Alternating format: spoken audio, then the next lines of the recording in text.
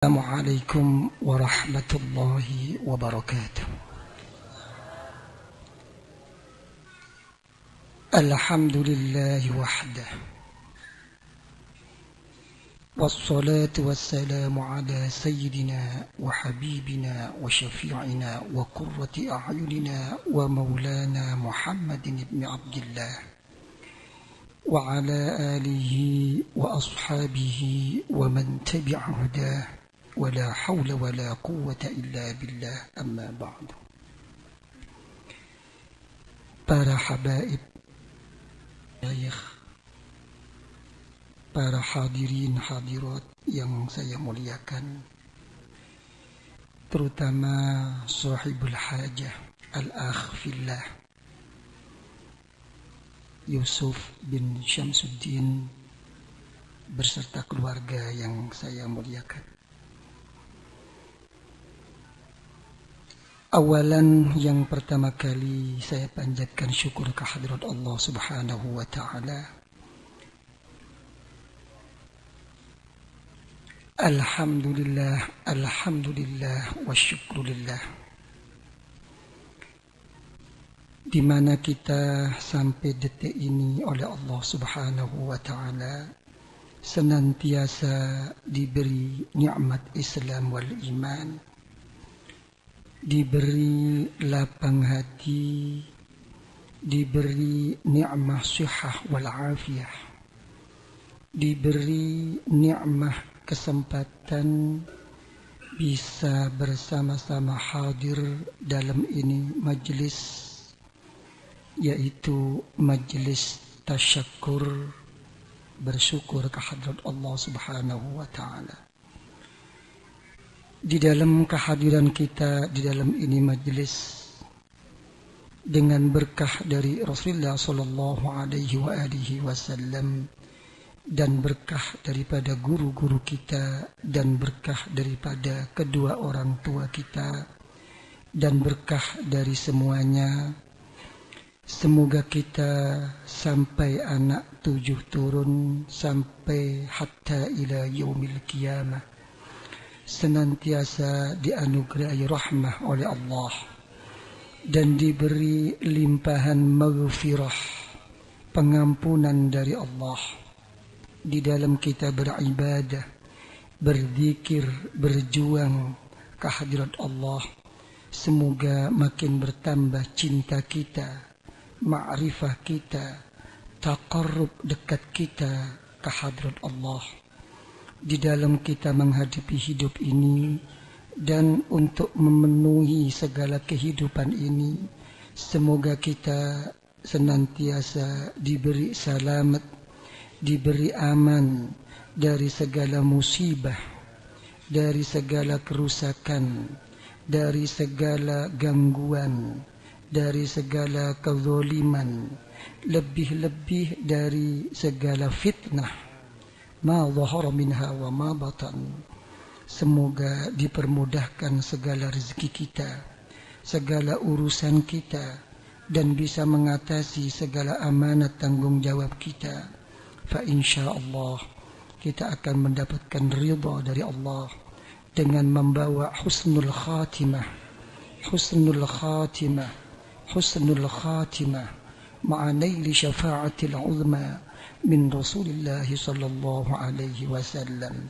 Amin ya rabbal alamin. Para hadirin hadirat yang saya muliakan,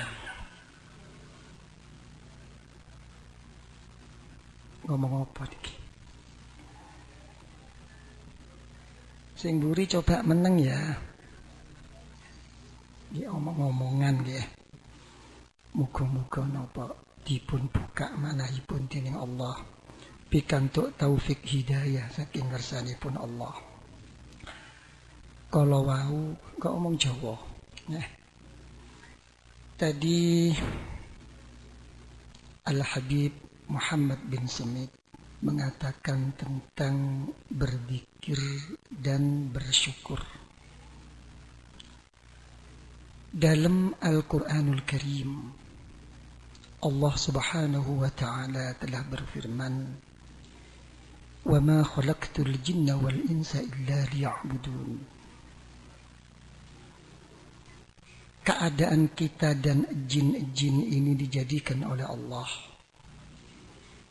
semata-mata agar beribadah kepada Allah.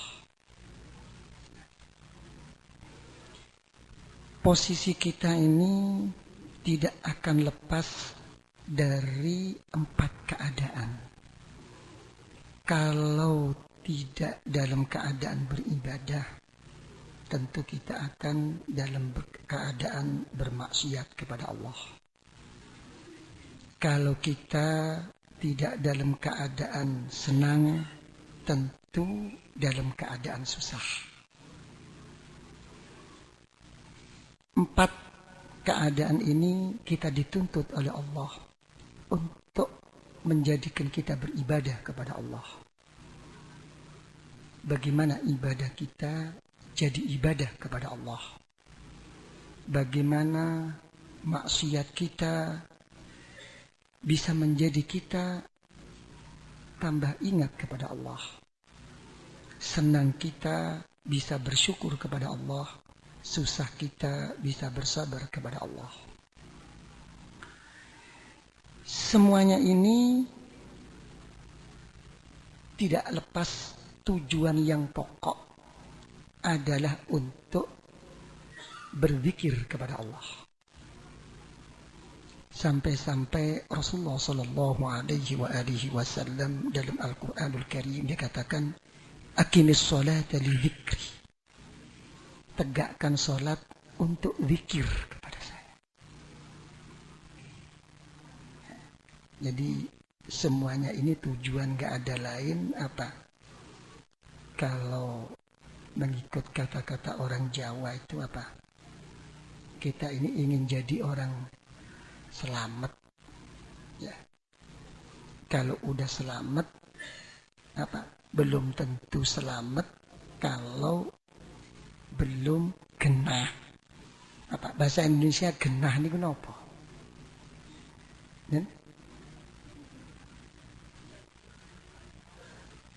Napa kah ini kenapa? Bingung. Normal napa nih? Napa? Tepat. Ya. Jadi dikembalikan, ya. Secara ringkas keadaan kita ini harus beribadah kepada Allah. Yang nomor 2 untuk memenuhi kehidupan kita di dalam untuk menghadapi hidup ini. Ya. Dua-duanya ini kita ingin jadi genah. Ya. Ibadahnya bagaimana jadi genah, rizkinya juga bagaimana genah. Dalam Al-Quranul Karim, konsep genah diterangkan oleh Allah, "Man 'amila shalihan min dzakarin wa unsan fahuwa mu'minun falanuhyiyannahu hayatan thayyibah." Seorang laki perempuan mempunyai iman, beramal yang soleh, akan diberi kehidupan oleh Allah dengan hidup yang baik. Ibadah kita kepada Allah bisa jadi genah, ya. Baru kalau kita itu bisa merasakan nikmatnya ibadah kepada Allah. Kalau kita belum bisa merasakan nikmatnya beribadah kepada Allah, jangan berharap kita mengatakan udah genah. Walaupun konsep udah jelas dalam Al-Quran, "Innas sholata tanha 'anil fahsya'i wal munkar. Ala bi dzikrillahi tatma'innul qulub," kata Allah. Sembahyangmu akan menjauhkan dirimu, mencegah dirimu untuk berbuat sesuatu yang tidak diridhai Allah. Dengan kamu berzikir kepada Allah, makin tenang hati kamu. Itu kata firman Allah. Tapi kenyataan apa yang terjadi? Apakah betul kita selesai sembahyang itu makin menjauhi larangan Allah? Tanya. Apakah betul kalau kita sudah berzikir kepada Allah menemukan kesejukan di dalam hati? Yang salah bukan janji Allah, bukan sembahyang dan zikir kita kalau tidak menjadikan sejuk di hati kita. Yang salah hanya satu, karena hati kita sendiri belum siap kepada Allah. Jadi orang yang begini ini, saya tidak ngomong tentang pahala. Selagi kita berbuat dengan ikhlas kepada Allah, akan diberi pahala oleh Allah. Tapi untuk ibadah dan zikir menjadikan mustajab, ini belum tentu. Akhirnya apa yang terjadi? Sudah paham ya? Sudah. Jadi rasa, kalau saya imbangkan, kira-kira Bapak Ibu ini milih mana? Sugih dunya nopo sugih rasa? Sampan milih akeh sing dipangan tapi gak enak mangan, gak pakai anak sing dipangan tapi embu, milih ndi? Kan? Lihat dalam satu hadis sahih, Rasulullah sallallahu alaihi wa alihi wasallam bersabda, "Inna ahabbal a'mal adwamuha wa in qallat." Sesuatu amal yang dicintai oleh Allah, yang paling disukai oleh Allah adalah suatu amaliyah yang istiqomah walaupun sedikit. Apa yang terjadi dengan istiqomah? Lihat dalam Al-Quranul Karim. Tatanazzalu alaihimul malaikah. Akan turun malaikat, disertai oleh malaikat. Apa akibat daripada istiqamah? Alla takhafu wa la tahzan. Tidak ada suatu kegoncangan, suatu kesedihan, suatu ketakutan. Semua itu akan dikembalikan kepada Allah. Kalau sampai kita sedih, hanya manusia kita. Jadi apa? Semuanya itu dikembalikan, amaliyah-amaliyah kita itu zahiran wa batinan. Tujuannya satu, ingin jadi orang yang genah. Gini apa mboten? Mek wis genah tentu selamat. Mboten enten wong selamat tapi gak genah. Kenapa kok begini? Dalam Al-Qur'anul Karim, sebelum Allah menjadikan manusia, Allah Ta'ala sudah berdialog dengan rohani kita. Apa dalam Al-Quran? Alastu bi rabbikum? Apakah saya ini bukan Tuhanmu? Dijawab oleh Ruh. Bala, enggih ya Allah. Begitu dilahirkan kita, apa kata Rasulullah sallallahu alaihi wasallam? Kullu mauludin yuladu 'alal fitrah. Kita dijadikan dalam keadaan suci oleh Allah. Ya. Serusak-rusak kita, ya, sebanyak-banyak dosa kita, kalau selagi kita tidak emosi, tidak ada suatu rasa ego di dalam diri kita, kita selalu ingat kepada Allah. Ya Allah, kula kepingin genah ya Allah. Jangan lagi kita yang begini. Pencuri pun lagi dia mencuri, ya, ketemu dengan orang-orang, dia akan berdoa kepada Allah. Ya Allah, mugi-mugi kula selamat ya Allah. Coba. Ini hakikatul fitrah. Cuma yang jadi pertanyaan, kenapa dia menyebut nama Allah?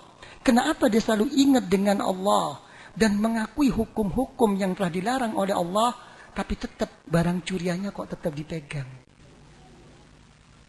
Ini ada apa?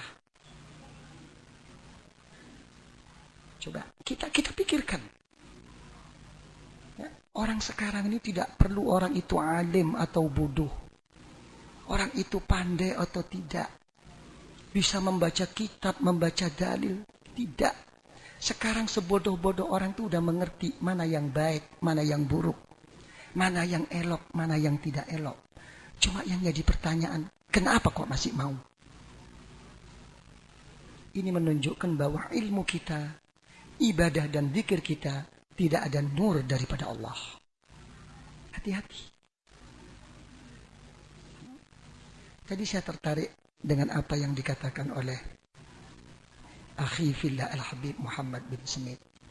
Beliau menerangkan tentang zikir dan syukur. Saya kembalikan lagi. Tujuan utama adalah ma huwa dzikr. Apa yang dinamakan zikir? Ya.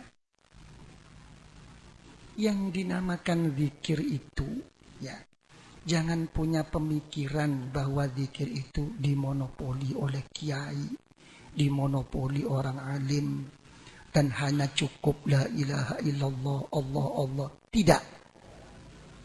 Ini harus dimengerti. Yang dimaksudkan zikir itu adalah istihdarul qalb fi 'azmatillah subhanahu. Menghadirkan hati. Apa yang ada di dalam hati? Mengakui keagungan Allah. Timbulnya kesadaran hati ini ingat atas keagungan Allah, diputar balik karena menyadari bahwa diri kita adalah makhluk Allah yang lemah, makhluk Allah yang hina, makhluk Allah yang banyak dosa kepada Allah. Ini pokok. Kalau orang itu tidak mengenal jati dirinya, siapa dirinya, tidak akan bisa berangkat kepada Allah. Karena itu yang dinamakan zikir itu adalah orang yang mengingat, yang menyadari keagungan Allah melalui apa? Kesadaran pribadinya atas kelemahan dan kehinaannya di sisi Allah. Di sisi Allah. Ini pokok. Ya. Cuma orang berzikir itu memang ada dua. Ada orang berzikir itu hanya melalui pikiran-pikiran lahir. Dengan perencanaan-perencanaan membaca apa berzikir kepada Allah, tapi bukan timbul dari dalam hatinya. Tapi ada orang itu timbul dari dalam hatinya, keluar ke lisannya dengan menyadari keadaan, nggak sadar. Kenapa ya kok begini keadaan keluarga saya, anak saya kok begini. Dengan tidak sadar keluar kalimat Allah dari mulutnya. Ya Allah, kok mekaten ge ya Allah. Ini yang dipuji oleh Allah. Tapi ada orang berzikir itu hanya perencanaan aja. Orang yang begini ini kalau kita tanyakan, orang begini ini orang berzikir apa membaca zikir?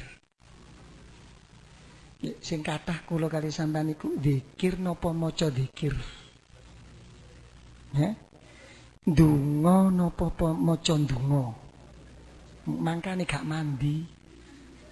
Niki lah. Ini disadari. Ya. Terus bagaimana? Ya. Niki mboten luwe ta? Nen? Kalau bareng sarapan ya, paham ya? Coba saya kembalikan tentang tujuan pokok tadi zikir. Dalam Al-Quranul Karim, Allah Ta'ala berfirman, "Fadhkuruni azkurkum." Kau berzikirlah kepada saya akan membalas zikir kepadamu. Terserah. Apa yang Anda zikirkan kepada Allah, Anda memohon ampun kepada Allah, akan dijawab oleh Allah. Terserah. Tapi terus daripada ayat menunjukkan kebesaran zikir, dan yang nomor 2 apa? Washkururi wala takfurun. Bersyukurlah engkau, jangan mengkufuri kepada saya. Jadi yang mengiring-iringi kebesaran zikir adalah bersyukur. Apa kebutuhan orang hidup? Dalam Al-Quran, orang hidup ini hanya perlu 6 permasalahan. Yang satu, dipermudahkan rezekinya. Ya. Yang nomor 2, ingin kaya. Saya ingin sugih apa mboten? Nen? Coba Pak Cipandi ingin sugih apa mboten? Pingin. Nggih. Kira-kira mak kepingin niku pinten batese? Nah, nggih. Coba. Ya, gak iso batesi. Gak iso. Dadi mboten enten wong sugih nek donya niku. Ya. Siji kepingin lancar rezekine, nomor loro kepingin sugih, artine sugih niku cukup nyukupi. Ya. Cukup nyukupi sugih kaya Lim Siliong, tapi kredite akeh. Sugih napa mboten hakikate niku? Nen? Sik. Nah. Nomor 3 sing dikepingini wong niku napa kanggo botone urip? Al-ijabah. Penyuwune kepingin disembadani karo Gusti Allah. Nomor 4 ingin diampuni dosanya oleh Allah. Nomor 5 ingin diterima tobatnya oleh Allah. Nomor 6 diberi selamat dan aman oleh Allah. Semua permohonan 5 ini dalam Al-Quranul Karim dijawab oleh Allah insya'a. Mek aku karep tak wei. Mek enggak. Enggak ada. Semua masih mengikuti hak veto Allah. Hanya satu yang pasti diberi oleh Allah. La in syakartum omong-omongan ditambah niku rezekine wis ana napa mboten ana. Kata-kata tambah itu memang sudah ada rezeki dari Allah atau memang nol? Nah, coba. Yang pasti dijawab oleh Allah, syukur. Dalam ayat yang lain Allah Ta'ala berfirman, ma fa'alallah bi'adzabikum in syakartum wa amantum. Mek kon gelem syukur aman. Jadi syukur. Kula tak takon. Sampeyan niku mek duwe anak nggih. Kula niki enak omong Jawa niku napa? Biasa nek tahu tek-tek niku napa kula niku. Gitu. Ya, cuma niki enten wong saking luar pulau mboten ngerti, nggih. Sampeyan niki padha enggak ada anak napa mboten? Enggak ada. Sapa kula pengin takon. Sampeyan enggak ada anak niku sing sampean pilih niku kepingin anak pinter napa anak sing genah? Temen. Saestu, lho kok insyaallah, insyaallah niki. Ayo coba. Kepingin anak yang pandai atau anak yang soleh? Saestu, kira-kira penderitaan hati kita kalau melihat anak kita ini tidak sembahyang, dengan anak kita tidak lulus sekolah, sedih mana?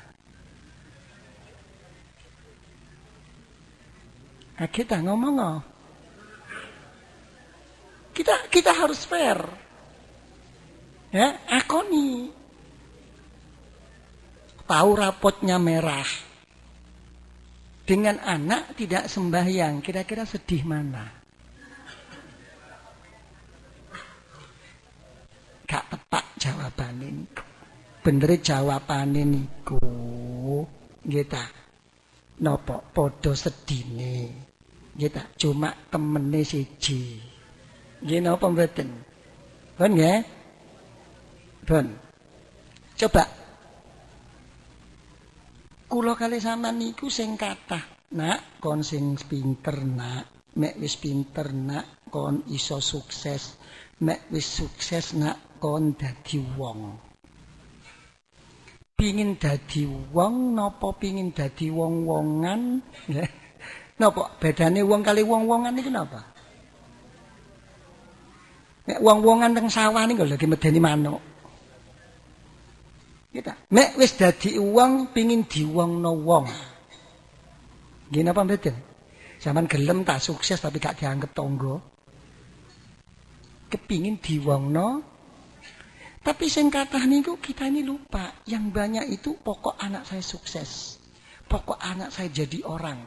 Yang dimasukkan jadi orang itu sukses dalam urusan duniawiyah. Kita jangan mungkiri padha di anake lho. Nggih napa mboten? Ini. Orang yang punya konsep seperti ini salah. Kenapa saya katakan salah? Makanya ojo dipaido mek kene duwe anak tambah pinter, tambah wani. Nggih? Anake tambah sukses, tambah ngilokno wong tuwa. Kadang-kadang gak ngrasa, masih sing pinter ilmu agama wong tuane diilokno. Hak menengo mari, Mbok, gak ngerti dalil. Dalile iku mbokmu. Nggih ta? Dalile iku bapakmu le, karo bapake gak iso karo mboke bisa kok dalil. Inilah kenapa anak makin pandai kok makin berani, kok makin tidak manut sama orang tua. Kenapa? Karena konsep pertama itu hanya ingin anaknya itu pandai, sukses secara duniawi. Dalam Al-Quranul Karim Allah Ta'ala berfirman, Wallahu akhrajakum min butuni ummahatikum la ta'lamuna syai'a. Waktu Allah Ta'ala mengeluarkan kamu dari perut ibu kamu tidak mengerti apa-apa. Tapi kamu dituntut agar mengerti ilmu, kata Allah. Apa akhirnya? Wa ja'alakumus sam'a wal af'idah. Dijadikan satu jalan-jalan agar kamu jadi orang yang berilmu. Dijadikan pendengaran, dijadikan penglihatan, dan dijadikan hati oleh Allah agar jadi orang alim. Mek wis dadi wong pinter, apa terusane ayat? La'allakum tashkurun. Supaya isa syukur.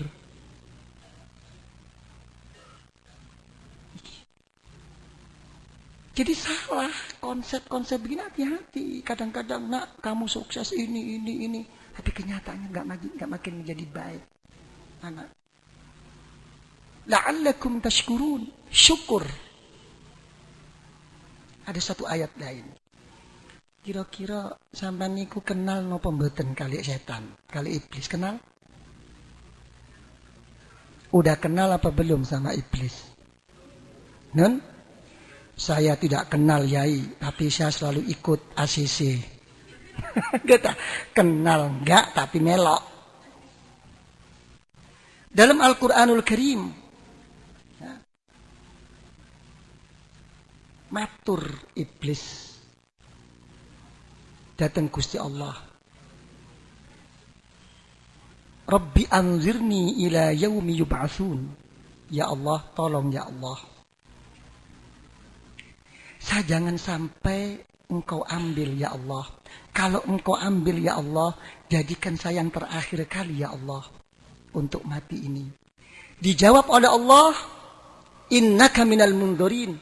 Ya wis, pokoknya kabeh wis mati, kawit kon sing terakhir sing mati.